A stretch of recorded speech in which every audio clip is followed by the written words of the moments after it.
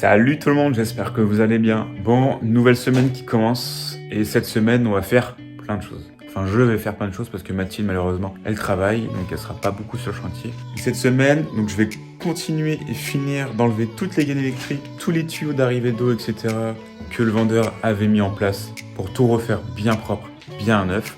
Donc j'enlève tout ça. La pile de BA13 que j'avais mise à la place de la cuisine ici, je vais la mettre dans l'autre maison pour que je puisse prendre les cotes exactes de la cuisine parce que cette semaine, on va commencer à bien regarder ça et quitte à l'acheter. Parce qu'on sait qu'en ce moment, il y a des délais de fou malade pour tout ce qui est huisserie, cuisine, etc. Enfin, pour pratiquement tous les matériaux. Donc on préfère acheter le plus tôt possible pour être le moins emmerdé finalement quand on viendra poser.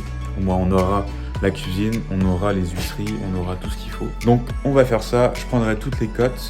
Donc on fera attention de rajouter l'épaisseur d'isolant, des rails, du BA13, etc. Après ça, je vais continuer à railler l'entièreté des pièces. Donc là, la salle de bain, la chambre ici, je vais continuer à la railler. Quand j'aurai la place, je pourrai du coup aussi commencer et finir de railler la cuisine. Ça, c'est cool. Pareil au niveau de l'entrée de la maison, mettre les suspentes. Donc là, on voit qu'elle est suspente au niveau de la chambre et de la cuisine. Faire la même chose au niveau de l'entrée là-bas. Donc voilà, c'est parti. Ce que je fais là, pour commencer, je vais ranger un peu parce que ce week-end, on s'est attelé à autre chose, un peu de déco. On vous montrera ça plus tard, je pense. Donc voilà, je vais ranger un petit peu et après, j'enlève tout ce qui est gaine électrique. C'est parti!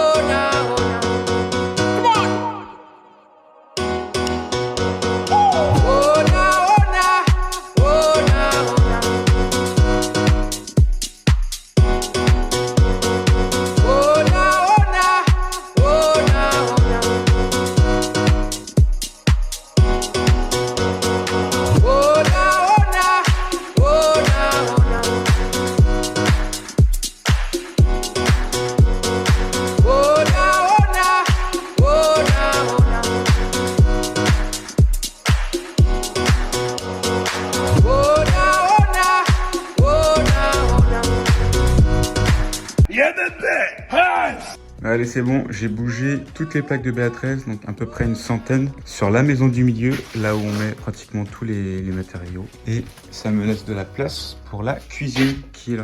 Ce que je vais faire, c'est que là, je vais prendre vraiment les cotes au centimètre près.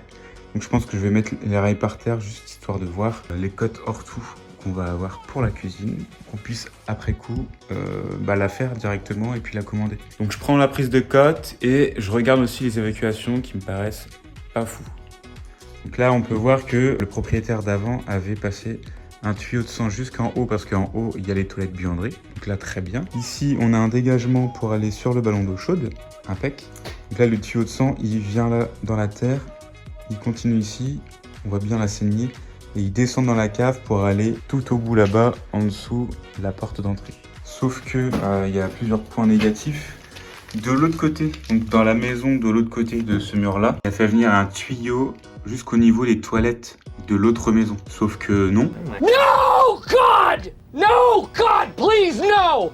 Clairement non, on veut pas et il faut pas avoir des évacuations en commun entre différentes maisons. Donc ça, moi, il faut que je condamne. Donc là, je vais enlever tout ça. Je vais condamner ici. Donc je sais pas où exactement, mais je vais condamner. Oh, now, oh, now, oh, now.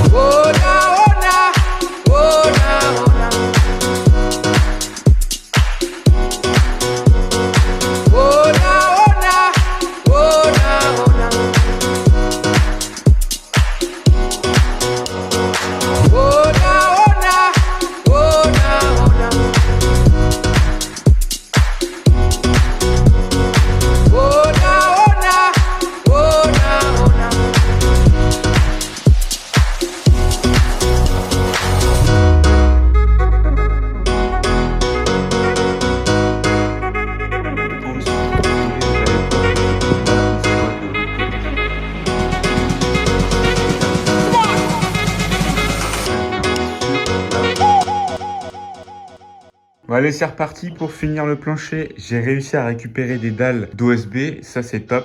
Normalement j'en ai une quinzaine, donc je pense que je vais pouvoir finir la chambre. Et peut-être que je pourrais aussi finir la partie WC buanderie.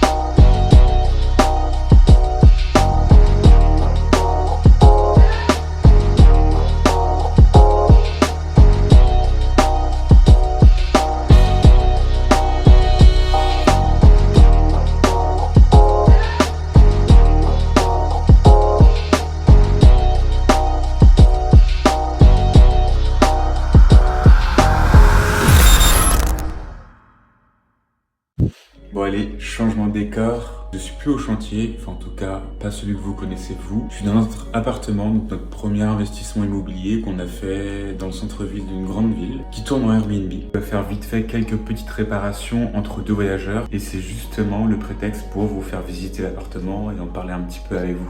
Donc voilà un petit peu l'appartement. Alors c'est un 25 mètres carrés au rez-de-chaussée, dans une petite courette qui a été entièrement rénovée par nos soins il y a de ça à peu près 1 an. Donc on a refait l'entièreté de l'appart, toute la décoration.